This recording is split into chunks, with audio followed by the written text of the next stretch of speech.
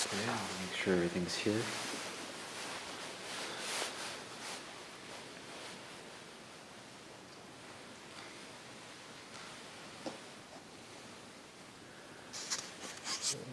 Permission from the senior monk to perform Anagārika Ordination.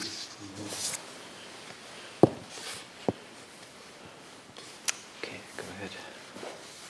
Sammado garavaso rajo pato abokaso papaja naidam sukoram agaram ajavasata ekanta paripunam ekanta parisuram samkalikitam brahmacharyam charitum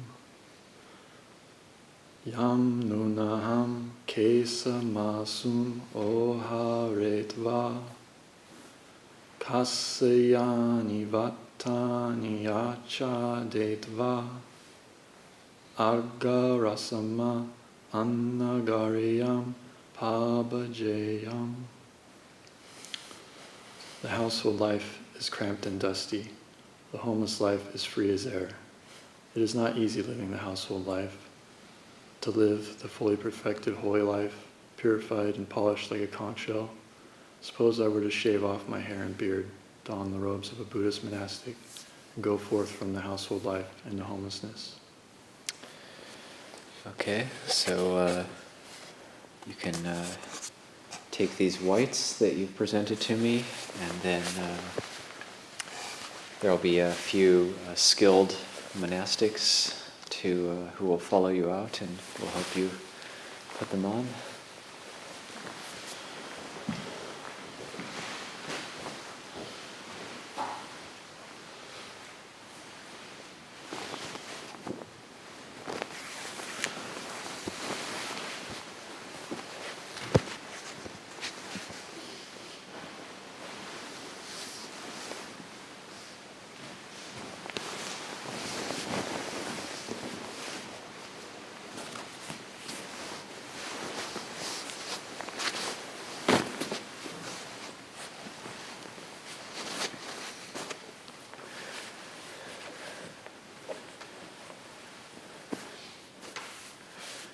Okay, so Scott Knoll, who has been here for 3 months plus, he's requested Anagārika ordination, and so this is a big step.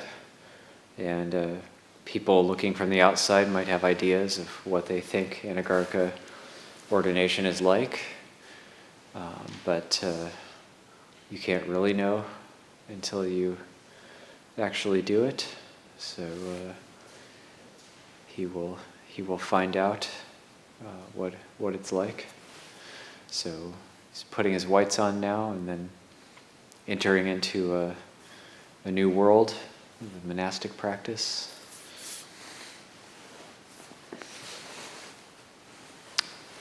Is everything okay there with the audio?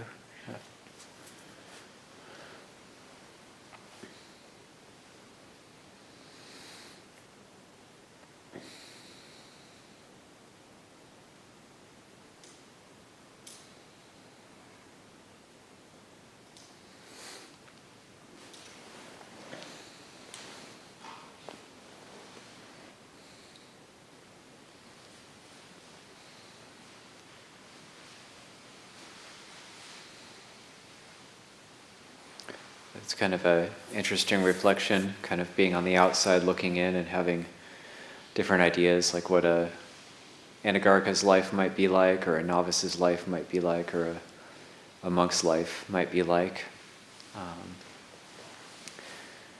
So just an interesting reflection. We don't really know until we actually do something, and we dive into it. It's kind of like learning a skill. Like you don't really know what the skill is until you actually learn it, you actually do it.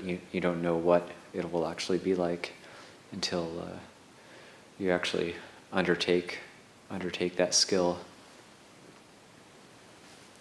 And it's kind of like we could extend that to everything. Like, you know, there's say like nibbana or different stages of the practice. A lot of people studying and asking about the jhanas these days, and it's like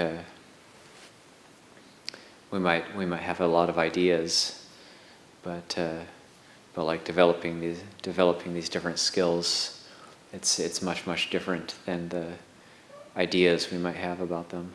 So like we might think, oh yeah, being an Anagārika or being a monk might be like this or that, or being enlightened might be like this or that. You know, I could maybe if I get enlightened, I won't have to keep the precepts anymore. You know, that's just for people who are unenlightened. So that's a view that I've heard before. So we can have a lot of different ideas about the way things are, and but more it's just like a lot of the training is just it's actually learning how to relax and just relax into the moment, and a lot of those ideas can be set aside when we learn how to relax, and then they're not so important anymore because we're relaxed and content and happy. And when we're relaxed and content and happy, then those striving after these ideas, it doesn't seem so important anymore.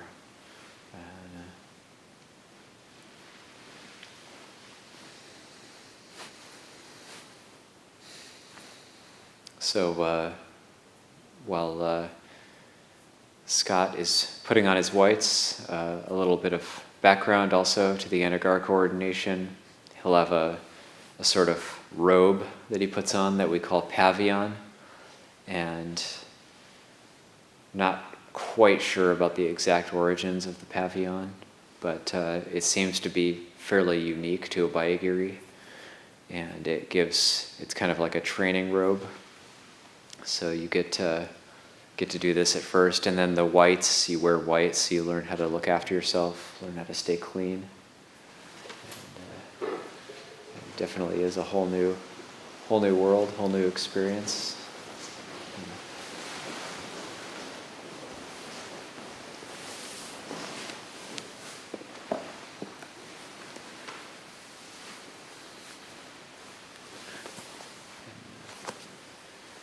Learning how to bow in the pavillon is a whole new experience.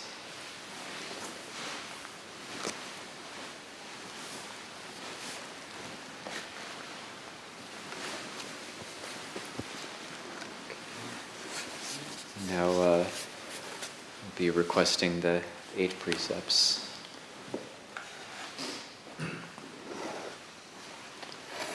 Aham bante tisaranena saha ata silani yachami dutiyampi aham bante tisaranena saha ata silani yachami tatiyampi aham bante tisaranena saha ata silani yachami. Namo tassa bhagavato arahato samma sambuddhassa. Namo tassa bhagavato arahato samma sambuddhassa. Namo tassa bhagavato arahato samma sambuddhassa. Namo tassa bhagavato arahato samma sambuddhassa. Namo tassa bhagavato arahato samma sambuddhassa. Namo tassa bhagavato arahato samma sambuddhassa. Buddhaṃ saranam gacchami. Buddhaṃ saranam gacchami. Dhammam saranam gacchami. Dhammam saranam gacchami. Sangham saranam gacchami. Sangham saranam gacchami. Dutiyampi buddhaṃ saranam gacchami. Dutiyampi buddham saranam gacchami. Dutiyampi dhammang saranang gacchami. Dutiyampi dhammam saranam gacchami. Dutiyampi sanghang saranang gacchami. Dutiyampi sangham saranam gacchami. Tatiyampi buddhang saranang gacchami. Tatiyampi buddham saranam gacchami. Tatiyampi dhammang saranang gacchami. Tatiyampi dhammam saranam gacchami. Tatiyampi sanghang saranang gacchami. Tatiyampi sangham saranam gacchami. Ti saranakammanang nitita. Ama bhante. Panatipata veramani sikkhapadang samadhiyami. Panatipata varamani sikkhapadam samadhiyami. I undertake the precept to refrain from taking the life of any living creature. I undertake the precept to refrain from taking the life of any living creature. Adina dana veramani sikkhapadang samadhiyami. Adina dana varamani sikkhapadam samadhiyami. I undertake the precept to refrain from taking that which is not given. I undertake the precept to refrain from taking that which is not given. Abrahmacharya veramani sikkhapadang samadhiyami. Brahmacharya varamani sikkhapadam samadhiyami. I undertake the precept to refrain from any intentional sexual activity. I undertake the precept to refrain from any intentional sexual activity. Musavada veramani sikkhapadang samadhiyami. Musavada varamani sikkhapadam samadhiyami. I undertake the precept to refrain from lying. I undertake the precept to refrain from lying.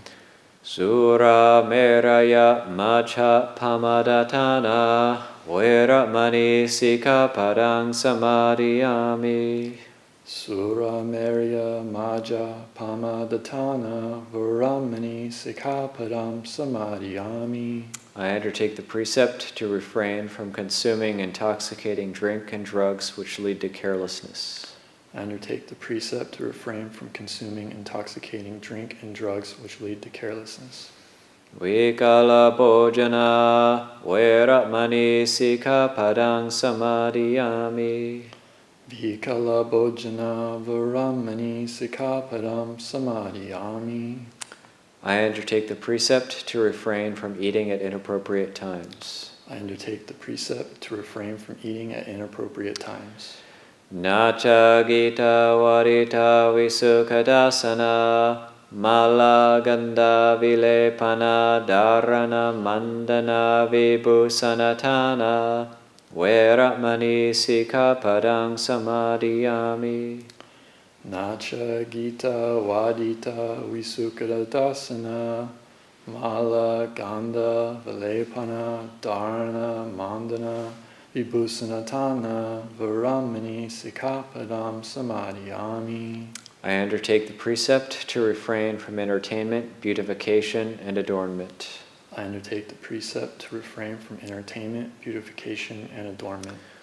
Ujjasayana mahasayana veramani sikkhapadang samadhiyami. Uchasayana Mahasayana Varamani Sikkhapadam Samadhiyami. I undertake the precept to refrain from lying on a high or luxurious sleeping place. I undertake the precept to refrain from lying on a high or luxurious sleeping place. Imani yata sikkhapadani samadhiyami. Imani yata sikkhapadani samadhiyami. Imani yata sikkhapadani samadhiyami. Imani yata sikkhapadani samadhiyami. Imani yata sikkhapadani silena sugating yanti silena boga sampada silena nibbutting yanti tasama silang viso tatye. Sadhu Bhante.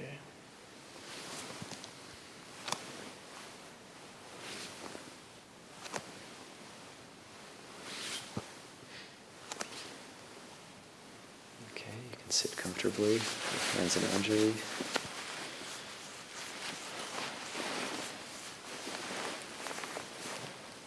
Okay, you've done it. It's almost like being reborn. You shave your eyebrows for the first time. Shave your head, shave your eyebrows. It's kind of like put on the whites, and yes, and there's this sense of like rebirth into a new mode, and having properly taken on the precepts and taken refuge, and then so this is all going to be very new, and you might have had different ideas about what it's like to be an Anagārika from looking from the outside and seeing the Anagārikas, and but now you're going to know firsthand what it's like. So just to briefly go through the various precepts. The first one, the panatipata, that's refraining from taking of life. So that one's very self-explanatory. The practical way it plays out in the monastery, we're not like hunting or anything in the monastery, but if a mosquito lands on you or something, then you have to end up restraining yourself from hitting the mosquito, or smashing flies or things that we just normally do without thinking in the lay life. So that's kind of practically how it plays out. So it doesn't come up so much in terms of we're not having really horrible intent toward other humans, or that doesn't come up so much in the monastery. Not unheard of, but rare. And so that first precept of harmlessness, that lifting up of the intention of harmlessness and non-ill will, or if at the very least, if those things come up, which they will, in the mind, intention of harming or intention of ill will, then we don't act on it. We learn to bring it inwards and see it, rather than acting it out, contemplating it. And then the adina dana, that's refraining from taking that which is not given. So just we take what's given in the monastery. We take the offerings. There was a meal offering today, so special meal offerings, or just we don't just help ourselves, but if we have a doubt or we want to take something for ourselves, some sort of requisite, we have a standard of just asking about it, and then seeing is that okay, something to take. As an Anagārika, you still kind of look after yourself, doctor appointments and stuff. You end up still looking after yourself in that sense. But then there may be some things in the monastery that you need to take a pen or something like that. You just sort of get in the habit of asking rather than taking it yourself. So it's this learning about mindfulness and heedfulness and just being careful with our actions. The abrahmacharya, that's the brahmacharya, so the celibacy. We aren't able to act out our sexuality in any way, and that's it's to be expected that things like the raga tanha, the lust will arise in the mind. That's the being in the monastery. The very function of being in the monastery, it's going to bring up these latent tendencies, and the precepts, the external restraint, it causes those things to be highlighted inside because we aren't able to act them out. But then, but when these things come up, we contemplate and try to gain insight into these things, and that's the function of the brahmacharya is to learn. It's to bring us back to ourselves. It's like we, instead of seeking outside, we learn to seek inside. We get to know ourselves instead of trying to connect with something outside. Although you will be taking dependence. You will need connection with Sangha, connection with teachers and guides and examples and everything. But at the ultimate point, we're looking to connect with ourselves. So everybody in the world is seeking some sort of connection, but then the ultimate connection being with Buddho, with ourselves, and with that awareness and the heedfulness. So when we connect with ourselves, then we'll have that inner refuge that's unshakable, and nothing from the outside can affect that if we're able to get to that point. So the brahmacharya that's really the aim, is rather than seeking an external connection, which isn't a true refuge anyway. It's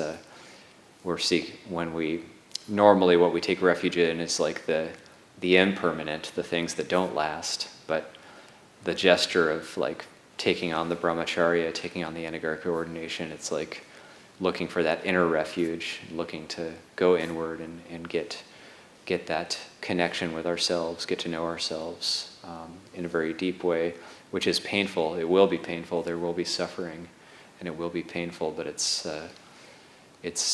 very very worth it. Very no regrets with that kind of work, that kind of spiritual work, where you get to know the suffering, get to know our own kamma, get to know our own hearts. It's very important.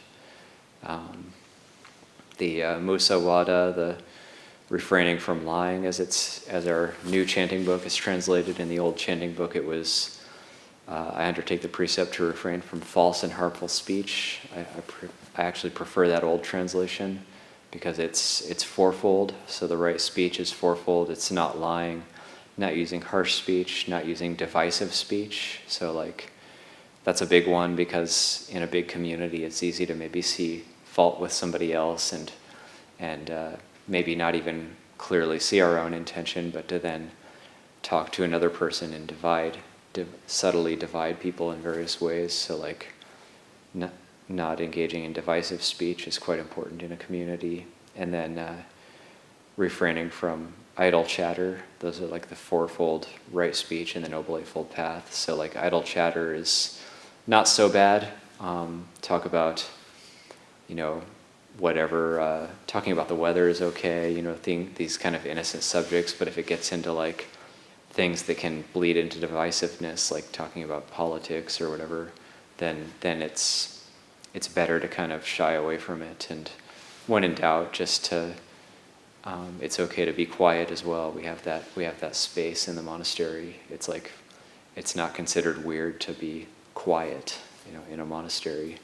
So it's there's an idle chatter, like in the Buddha's teaching. He says it's not like heavy in terms of bad kamma, but it becomes weighty because we do it all the time. So it's like little drops that kind of add up, and then it becomes a lot and leads to other types of wrong speech later on. So that one's kind of important to look at. And the Buddha, he speaks of these in a positive way too. So he says like, one who doesn't lie cherishes honesty, cherishes truth, preserves truth, is careful to always speak what's factual, speak what they know.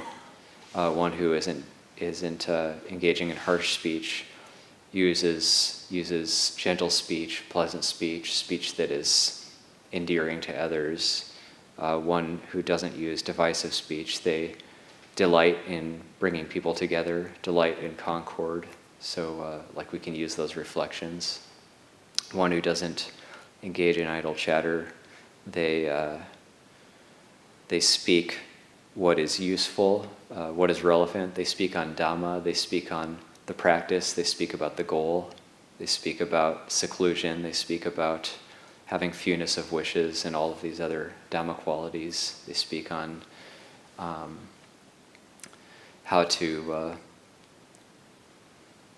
speak on what's connected with the goal, what's connected with the Dhamma. So that's like what the Buddha talks about in terms of like positive reflections for like refraining from idle chatter. And then Sura Meraya Maja Pamadatana, that specifically refers to Sura Meraya is like fermented and alcoholic. Like it specifically refers to alcohol, but we extend it to other drugs as well, of course, like to refrain from things like any type of drug or smoking marijuana, of course, in the monastery. We would consider that as part of that precept.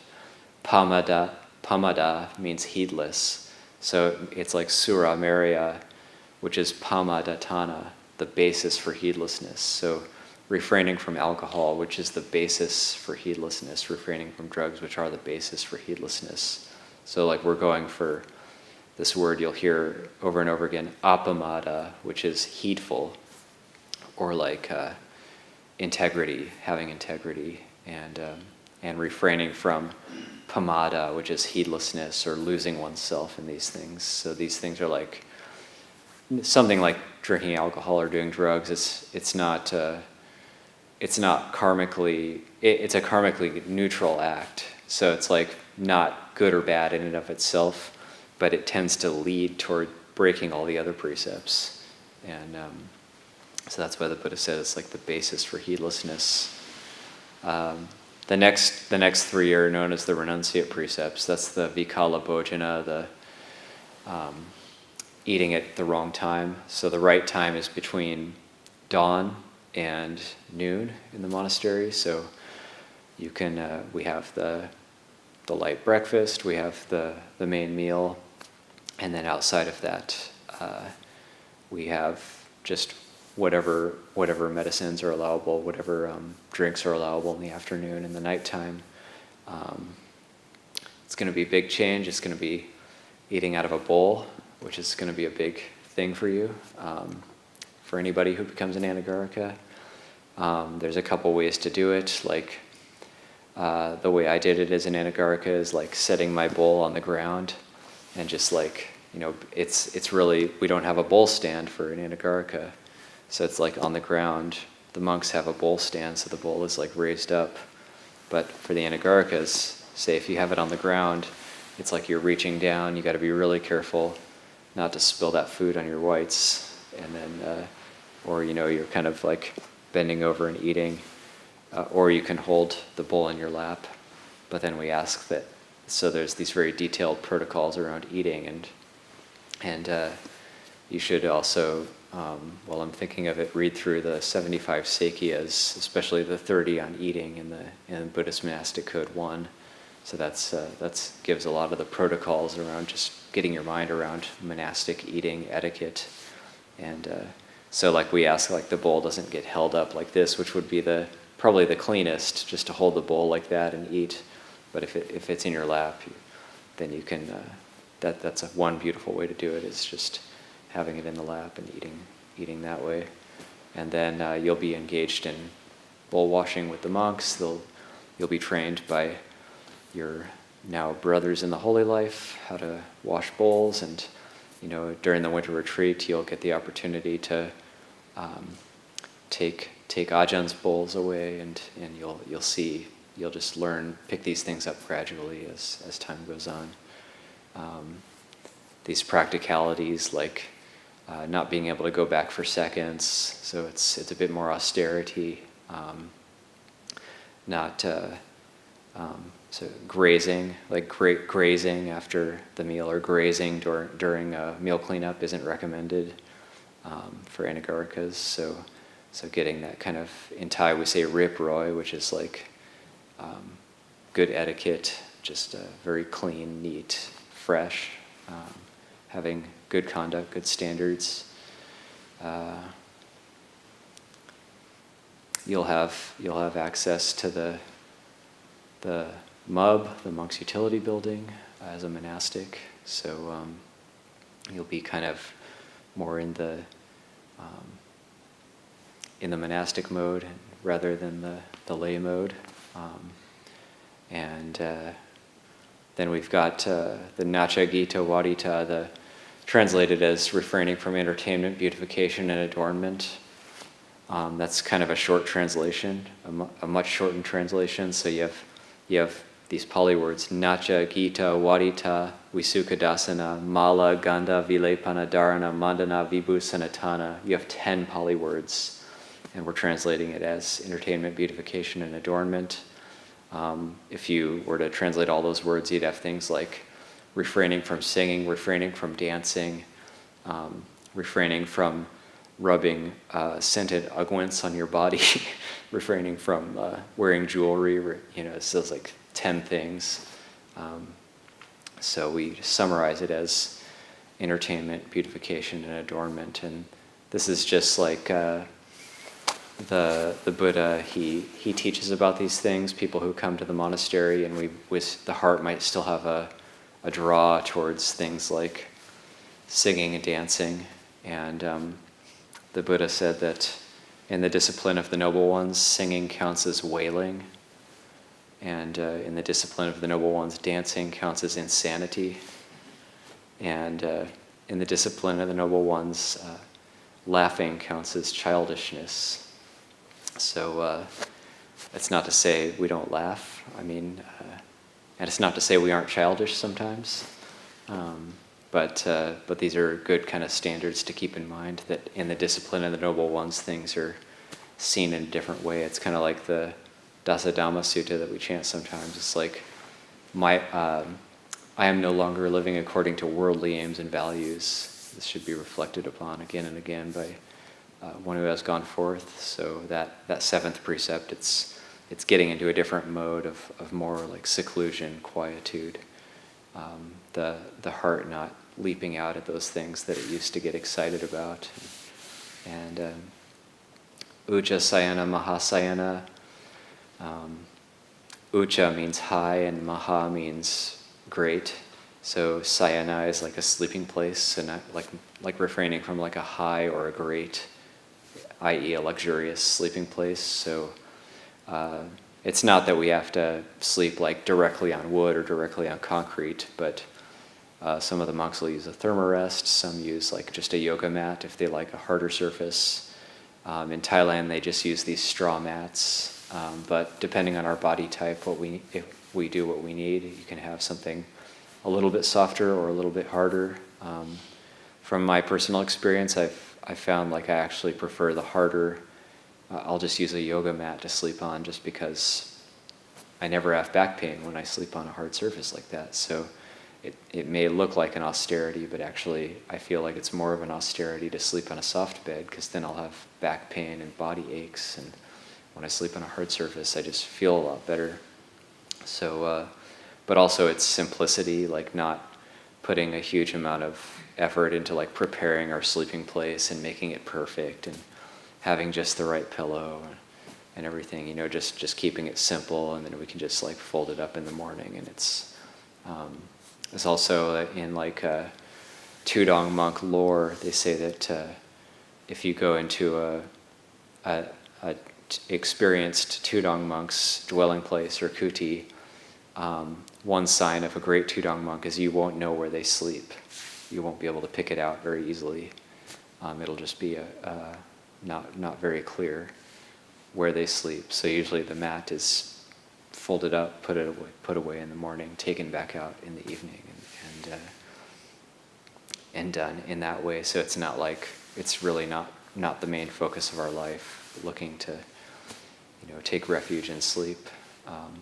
Although if we're ill or we are exhausted, the training can be exhausting sometimes. It is okay to take a rest when needed. So that should be good for the precepts. The next part is the taking of dependence. So you could get back up on your haunches and do that. All right, let's rejig that. Yeah, there you go.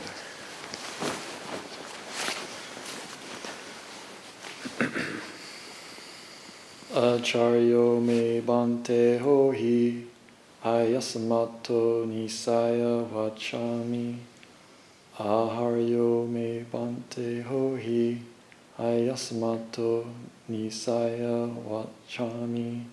Acharyo me bante hohi, ayasamato nisaya vachami. O paikang. Sadhu bante. Patirupang. Sadhu bante. Pasadikena sampadehi. Sadhu bante. Ajatigedani tero. my hum borrow, aham piter sabaro, jatige dani tero, my hum borrow, aham piter sabaro, jatige dari tero, my hum borrow, aham piter sabaro. Okay. You can bow and sit in puppy up again.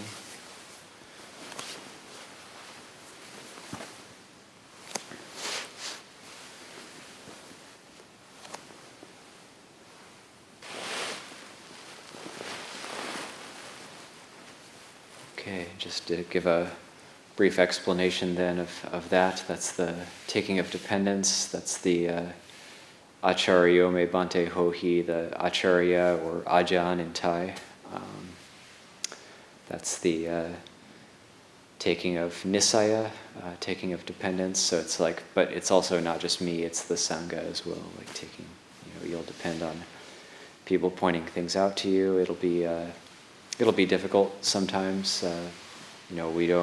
It's not easy always we're trying really hard and we still slip up and then somebody points it out to us. But then what we really look at is not necessarily how good you're doing, but just, are you putting your heart into it? How hard are you making or how much of an effort are you making? Are you trying? That's what's important. And especially yourself being 41, then it can be difficult because the habits from life can be very ingrained, but then based on the sincerity, if we just lower ourselves, it can actually be very easy and enjoyable too, if we take it on as like letting go of the whole age thing and just saying, okay, we're all the same here, essentially. And then the second part is kind of interesting. It's the Ajatage dani tero maihang baro ahampi tera sabaro. That means I am now the burden of the Venerable One, the Tera, and the Tera is my burden. So it's like, basically it's like we're taking you on and you're taking us on, essentially. So it's like this mutual, like, we're willing to put the work into training you as an Anagārika, and also some of our burdens. You might wash some bowls or help out in various ways around the monastery, outside of the winter retreat, being cooking and looking after the kitchen and things. So that's a burden for you, and then just. This is a very timeless place, so we just take it slow, take it one step at a time. It's not a lifetime commitment. Anagārika it's a 1-year commitment, and you just kind of, this is a good time to see, like, okay, is this kind of a lifestyle, monastic lifestyle? Is this for me? Or even if it's not, it's just you take it and make good use of it, and while it's there. And yeah, there's not so much to say. We just get on with it. We just get on with the practice, and so yeah, I'll leave it at that. And welcome to the homeless life. Welcome to the Anagārika life. Welcome to Sangha life, and hope you make good use of it. So at this point, I think maybe if you could, you could pay respects one more time, and then just take your seat to wherever it's going to be. Probably, would it be over there? Yeah, I think it would be there in that partition there. And then we'll do our closing chants.